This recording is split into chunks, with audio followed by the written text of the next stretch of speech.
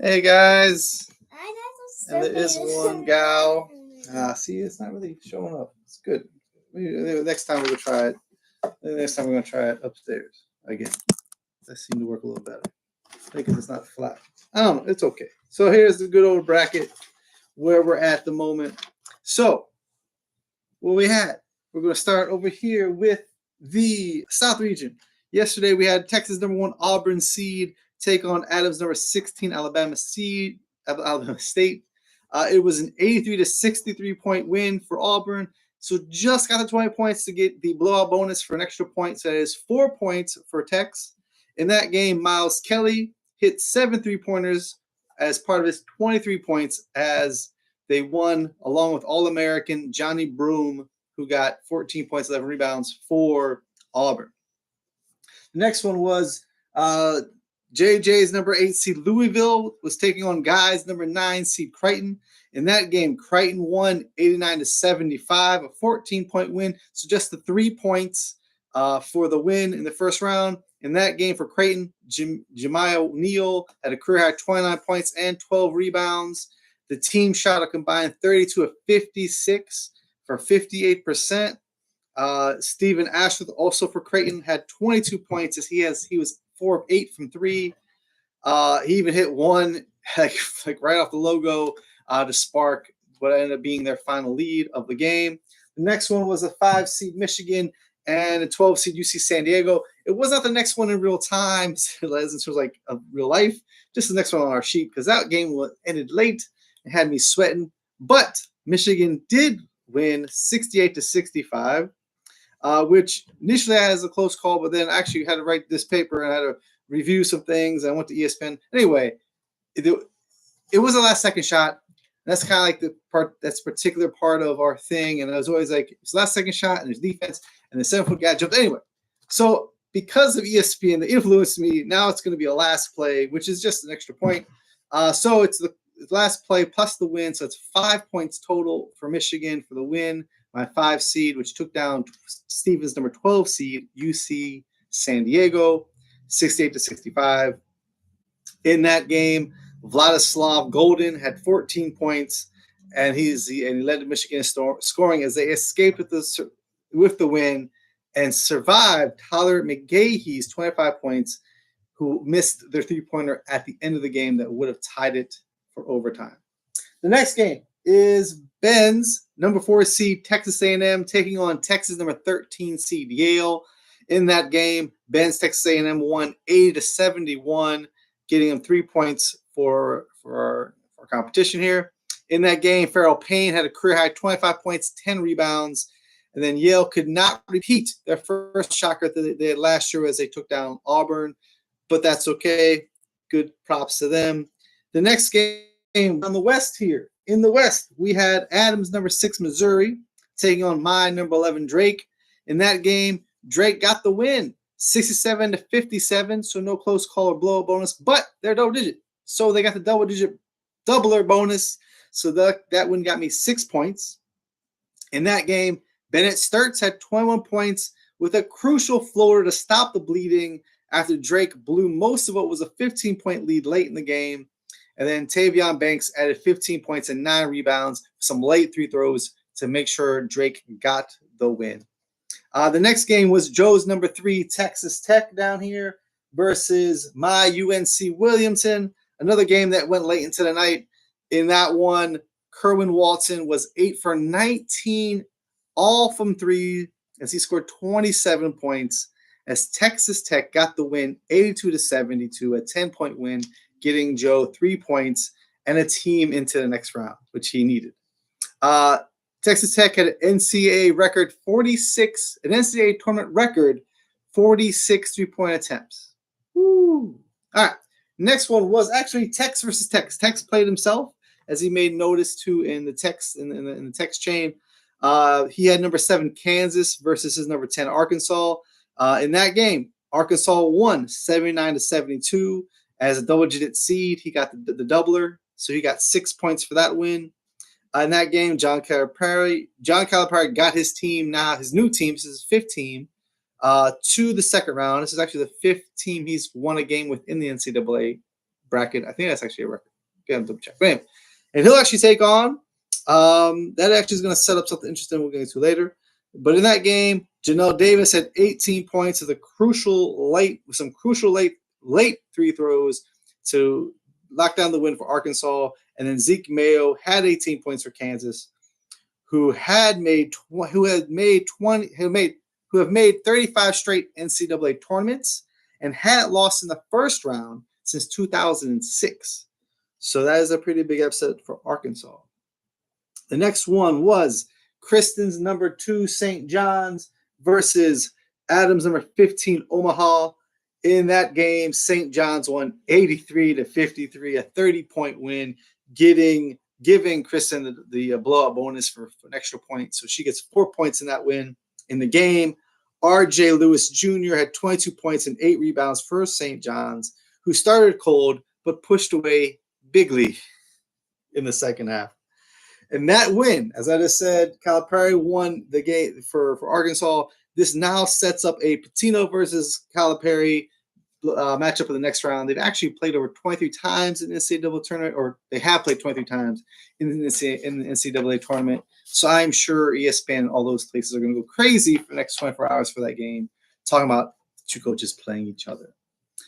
In the East, out here, we only had one game yesterday, which was the number 7 JJ's team, number 7 BYU versus – no, sorry, we had 2 games. We had 2 games, but anyway, only one for next Saturday. Yeah, only one game tomorrow. Anyway, JJ's number 6 BYU took on Josh's number 11 VCU. In that game, it was a 9.1 for BYU as they won 80-71, getting 3 points to JJ. In that game, Igor Demon had 16 points and Richie Sanders had 15 points as they led BYU to the victory. BYU was 19-28 from the foul line, while VCU was just 4 for 6. And that wasn't because the refs got paid off. That was just because the BYU dominated the paint and controlled underneath the rim on both sides and got fouled out. And then the next one was, as Tex played himself, I actually played myself with one of my bonus trade participation picks. I took Montana just in case. As again, I was the first one of us, I think it was 3 or 4 years ago, that Virginia lost in the first round. That was my precious number 1 seed. So ever since then. And I thought about it. That year, I had an extra trade pick. I think it was the year we actually started the extra free trade picks. And I had one. And I said, you know what? I could pick the 16 seed just in case, you know? And I said, nah, it never happens. The 1 seed never loses. And they lost. So this year, Wisconsin, because I read a lot of like upset stuff. That's all I care about. I'm all about who people think is going to make the upsets, double-digit doublers. I'm all about it. And Montana they weren't like high on the list, but they were on the list of things that people were like, oh, they might make a run. So anyway, I took Montana, and it was my number 3 Wisconsin versus my number 14 Montana, and Wisconsin won 85-66, so a 19-point win. So for my, I think the fates are punishing me for not taking a chance on a different team, as I was 1 point away from the blowout bonus. So I only got 3 points. I didn't get the extra point for that. But in that game, Wisconsin had 5 players in double digits, led by John Blackwell, who had 19 points. But it was Carter Gilmore off the bench that hit a 3, drew a charge, then altered the next shot on defense when Montana got within 4 points, like literally in the second half. After that, Montana never got close again. And then in the Midwest, we had a whole bunch of games. We had JJ's number 1 Houston versus nobody's SIU Edwardsville. In that game, Houston won 70-40, giving him the blowout bonus. So 4 points total. Milos Uzan and LJ Cryer had 16 and 15 points, but they got plenty of rest. Like looking at the stats, I don't think anyone on Houston played 20 minutes. Like, well, someone have to. But anyway, like everyone got rest. They pulled their starters very early in the second half. Anyway, Adam and Joe played the next game as Adam's number 8 Gonzaga took on Joe's number 9 Georgia. In that game, Gonzaga won 89-68, a 21-point win, giving him the blowout bonus, taking it to 4 more points for Adam. In that game, Khalif Battle had 24 points while he went 9 for 13 from the field with 8 rebounds. And Nolan Hickman, also for Gonzaga, had 18 points. And Brandon Hoff had 18 points as he was 8 of 11 for field goals. So they were just on fire. It was the first NCAA tournament game it was the first NCAA tournament game for one of the players from Georgia, I believe. Or no. It was Khalif Battle, the first guy. Khalif Battle, he had 24 points. It's actually his first NCAA tournament, and he was a 6-year graduate student. It wasn't because he sucked. Well, he might have been good, but he actually spent the first 5 seasons of his career at schools that didn't make the NCAA tournament. He was at Butler, Temple, and Arkansas. So this is the first year ever making the tournament, and he had his a good game, 24 points and 8 rebounds. Good for Mr. Khalif Battle. Now, the next game was Joe again. Joe's number 5, Clemson, versus Adama's number 12, McNeese. In that game, McNeese got the win. Another double-digit doubler. They won 69-67, a 2-point win over Clemson. They got the close call and the double-digit bonus, so 7 points going to Adama. In that game, it was McNeese's stifling defense in the first half that helped them build a 24-point lead, which they were able to barely hold on to, but they were able to hold on to it. Brandon Murray was the highest scorer for 20 points. And again, Clemson called back late in the second half, but they fell short at the end as they just couldn't get the ball with a chance to tie at any point. The next one was Kristen's number 4, Purdue, versus Guy's number 13, High Point. In that game, Purdue won 75-63, a 12-point win as they get 3 points for Kristen. Trey Kaufman-Wren had 20 points and 8 rebounds. He was the Big Ten, and then the Big Ten Player of the Year, Braden Smith, had 20 points and 6 assists for Purdue. This loss ended High Point's 14-game win streak, which I think was either the longest or second longest coming into the tournament. I think Colorado State, some other team I think had maybe longer, but anyway, it's a really good win streak. 14 games. So they lost, and that's over now. The next game was Adama's number 7, UCLA, versus Ben's number 10, Utah State. UCLA won 72-47, a 25-point win, giving him the blowout bonus. That's 4 points for Adama. In that game, Sky Clark and Eric Daly Jr. both had 14 points each to lead UCLA to the easy win over Utah State. And the last matchup down here at the bottom, we had Ariana's number 2, Tennessee, versus Adama's number 15, Wolford. In that game, Tennessee won 77-62, a 15-point win for 3 points in the game. Chaz Lanier had 29 points off 11 of 22 shooting in his NCAA debut as well, NCAA tourney debut as well. Tennessee never trailed and was in control throughout the game, giving Ariana 3 points. So the first day, winners, losers. I always like to try to sneak some stuff in.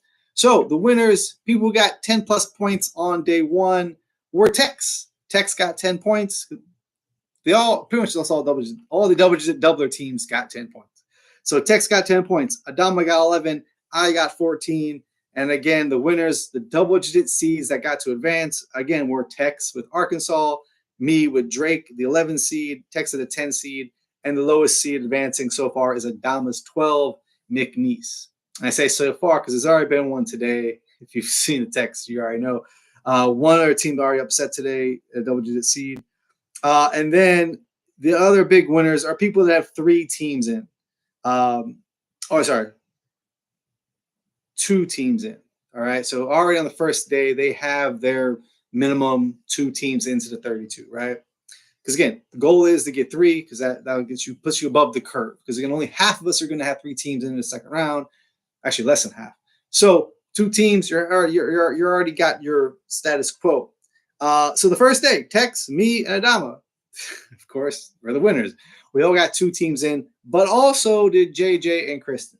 They didn't get as many bonuses as we did, but they stuffed 2 teams into the 32, which is a good start to your tournament on the first day. The losers, of course, it's going to be Joe, but we'll get to why. The highest seeds that anyone lost was Joe, who lost his number 5 Clemson, Adams number 6 Missouri, and Texas number 7 Kansas. Texas doesn't hurt as much because, again, he played himself, so he knocked himself out. But for Adam and Joe, again, for me and Adama's, our glory has to cost someone some fame, and it did for those two guys. And then also we had to win. The teams that lost 2 teams on the first day were just Tex and Joe. Again, Tex knocked his home teams out, and Joe just had a rough day overall. Yeah, and then actually, again, that's just of the original 4 picks. If you taking the extra all the other picks, I actually lost 2 as well because, again, I lost one of my trade picks. Adam lost a whole bunch. He already lost 3, but they were all, again, those are all his extra picks. They're like 15 seeds. So actually, so of all the trade picks, I lost both of mine. They lost. Adam lost 3 of his 4, so Adam has 1 more of the bonus picks. But today we have the last 2 trade picks going, as Steven and Neil have 1 each. So we'll see if anyone can get any points or any love off of their free picks for making trades today. That's about it. I'll get the point totals for everybody. You're going to have to wait out. I'm not going to crunch all the numbers until after tonight's games. I can do it for the whole first round. All right, guys and gal. Nice to see you. Have fun. Take a little peek at our beautiful, decorated by our little one, by Ariana herself, draft board. Should be good to go. All right. Take it easy.